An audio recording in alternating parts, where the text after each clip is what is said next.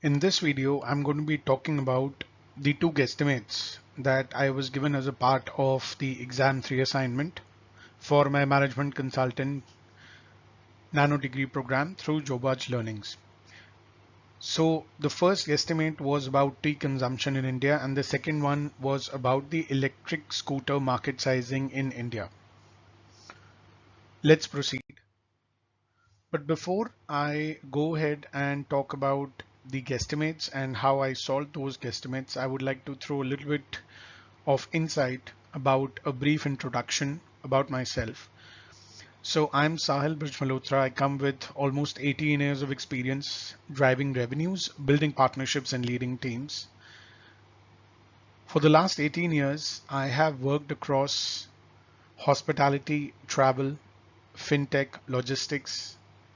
Currently, I'm a director of client partnerships at an AI firm in the artificial intelligence industry. And all through these years, I've been a part of the sales and marketing domain. Overall, in terms of the revenue contribution, I've delivered close to $2.5 million worth of top line revenues, both as an individual contributor and as a team leader. I've led teams of up to 15 in the past, wherein I've been leading both functional and cross-functional teams. From an academic standpoint, I hold a dual MBA. My first MBA was in sales and marketing in the year 2008 when I graduated from IBS Gurgaon with a CGPA of 7.94 over 10. And my second master's was an MBA in supply chain and analytics from Syracuse University in New York. This is again a full-time MBA program. And the score that I scored was 3.53 over 4 in terms of the GPA. When I talk about my skills, I come with a blended skill base of techno-commercial skills. One of my major skills is project management, which I used last in November of 2025, wherein I was certified by the PMI USA as a certified project management professional. In terms of technical skills, I'm pretty well versed with data analysis and data analytics across certifications in Power BI, Tableau, MS Excel, PowerPoint, and so on and so forth. One of my major technical skills is prompt engineering. I'm also a Udemy instructor on prompt engineering. Business development and account management is something that I've done for years across the different roles that I've been a part of. And I've also been involved in cross-selling and upselling initiatives. So this is a little bit about myself. Now, when I talk about why consulting, well, there are four major planks or factors that gravitate me or attract me towards the consulting domain. Number one is a global impact, wherein I will be solving multi-million dollar problems across continents to drive measurable business growth and process optimization with the clients that I'm going to be working with. Consulting per se involves a lot of intellectual rigor, wherein I will be collaborating with and learning from highly intelligent peers and colleagues in order to deliver lasting impact for my clients. Third, consulting involves continuous evolution, wherein I'm ready to commit myself to unrelenting personal and professional development across diverse industries, cultures, and business models that I'm going to be interacting with over the course of my career in consulting. Last but not the least is the global exposure, wherein I'm going to be traveling the world with my teams, both as a part of being a team as a team participant and as well as a team leader going ahead, wherein I'm going to be challenging myself continuously. And then of course, consulting comes with its own advantages in terms of financial progress and professional progress as well. Moving further, let's talk about the two guesstimates. So what I did was that I used the foundational axiom which can be applied to all Indian market sizing problems with a strict demographic split. So the split that I used was, I assumed that the total population of India is 1.4 billion people. And then I segregated and categorized that population between urban and rural population. The urban population can be sized as 400 million people, whereas the rural population can be sized as 1,000 million or a billion people as far as the Indian subcontinent is concerned. Further, this macro demographic split actually serves as the foundational axiom for all market sizing exercises, and the same has been used for this deck as well. So from a consumption perspective, every consumption model begins here as far as the Indian diaspora or the Indian market sizing problems are concerned. Going further, this was the case study one or the guesstimate one that I was given, wherein I had to size India's daily tea consumption. The prompt that was given to me and I validated was estimate the number of cups of normal tea consumed in India in a single day. So the base unit I considered was the individual. Frequency that I considered of consumption was daily consumption, and the category of course is consumables or FMCG.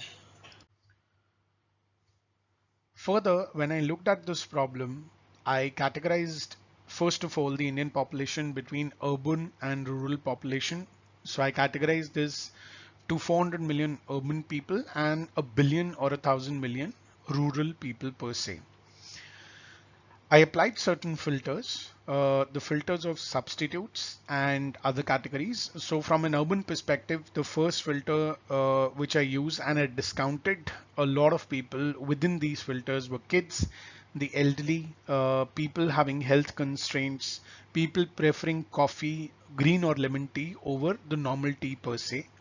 And hence I was able to arrive at a yield of 40% adoption of tea drinkers in the urban India per se. So when I calculate 40% of 400 million urban Indians, I arrive at 160 million normal tea drinkers in urban India per se.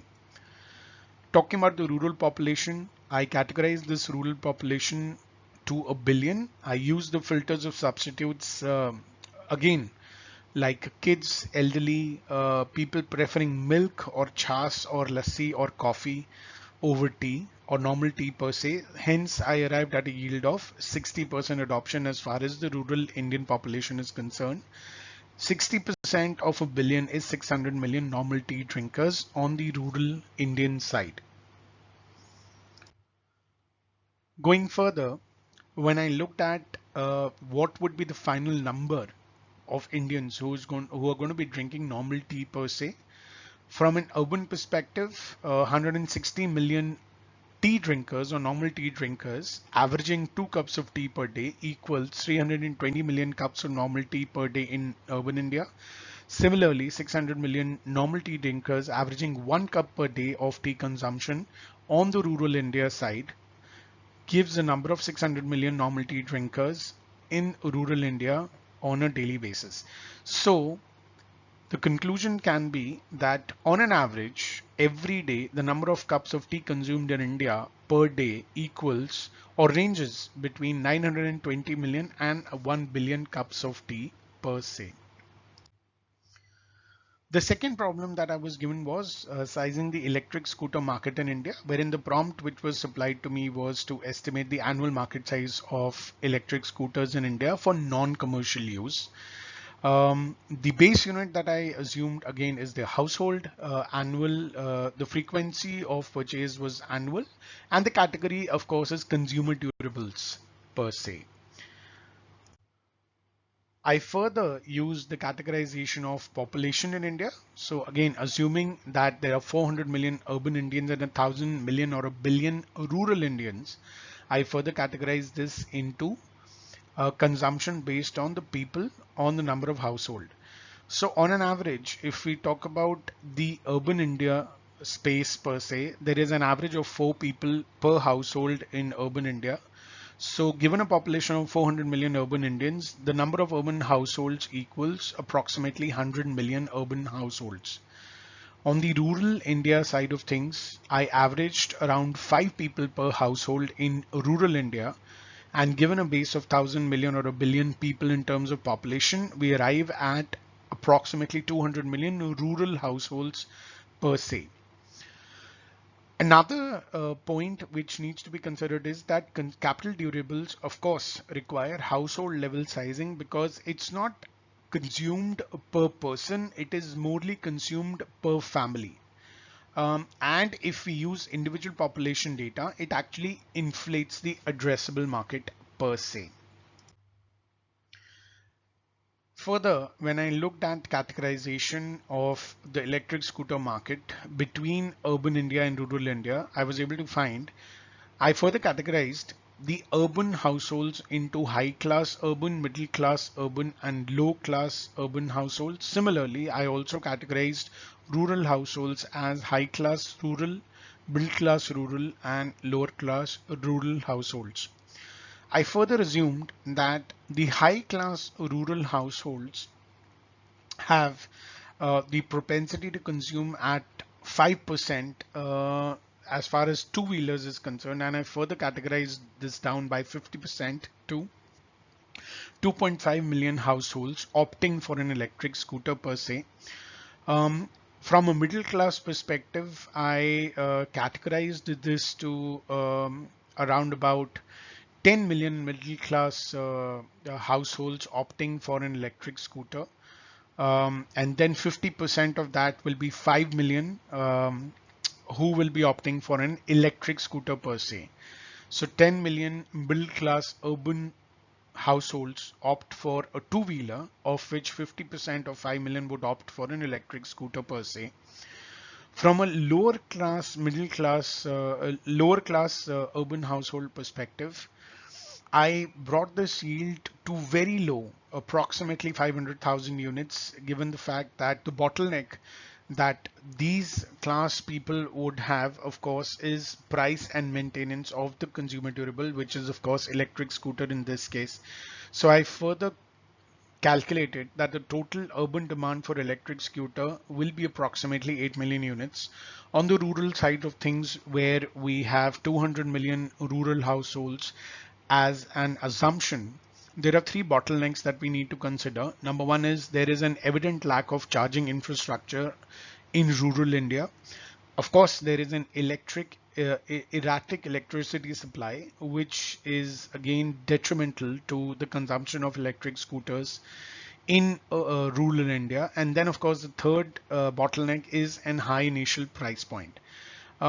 So I assume that the lower class demand, as far as the rural India concerned, is dropped to almost zero, with around 500,000 units being demanded by the high class rural population and approximately 200,000 units demanded by the middle class rural population per se.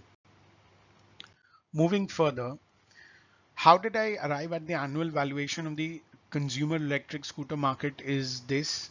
So I assumed the total urban demand to be 8 million urban, electric scooters demanded, and around 700,000 units demanded in rural India. That arrives at a total size of 8.7 million total annual units demanded for electric scooters. I further assumed the price range of an electric scooter to be between 75,000 rupees and 100,000 rupees. I chose a conservative estimate to 75,000 rupees per new unit of electric scooter. So when we multiply 8.7 million units by 75,000 rupees, that gives us an estimated market size of 65,250 crores. But again, this represents potential market size reachable in the next 3 to 5 years, and this cannot be used as a number for per year market size or an annual market size of electric scooters. So this is again an extrapolative number for the next 3 to 5 years per se. So these are the different dimensions that I used for these guesstimates. So from a daily consumable like tea perspective, the base unit I considered was the individual. And from a capital durable perspective, that is an electric e-scooter, the base unit I assumed was the household. The frequency of tea consumption is daily. It is a high velocity consumption item, whereas the frequency of consumption of an electric scooter per se is annual, which again comes with a multi-year lifespan. From a pricing perspective, tea, of course, is a low constraint item. So we habitually spend on consumption of tea, whereas an electric scooter is a high constraint item in terms of pricing, wherein there is definitely a capital and expenditure involved when buying or thinking of buying an electric scooter. The key bottlenecks from a daily consumable or tea perspective, of course, is substitutes, personal preferences, demographics in terms of age or health. Whereas the key bottlenecks in terms of capital durables is, of course, physical infrastructure requirements, maintenance requirements, etc.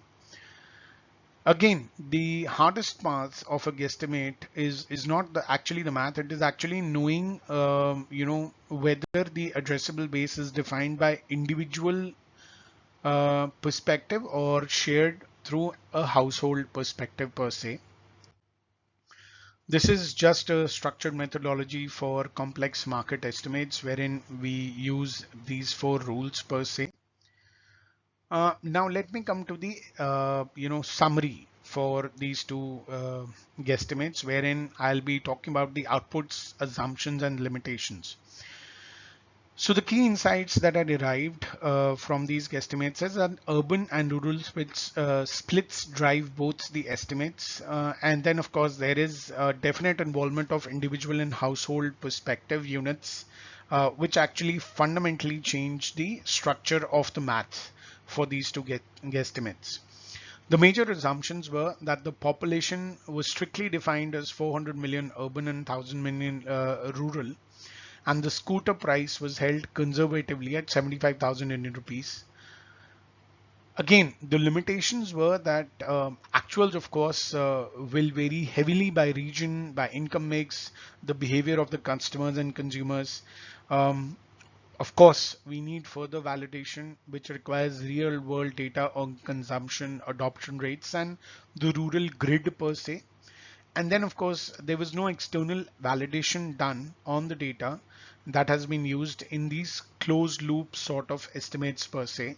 So the final outputs from the two exercises were from the for the number of tea cups consumed in India per day, that ranges between 920 million and a billion cups of tea consumed in India per day. And the annual electric scooter market size was arrived at an estimate of 65,250 crores. Um, so that's about it in terms of this particular presentation. Thank you so much. And I'll be happy to answer any questions if you have. Thank you once again. Yeah.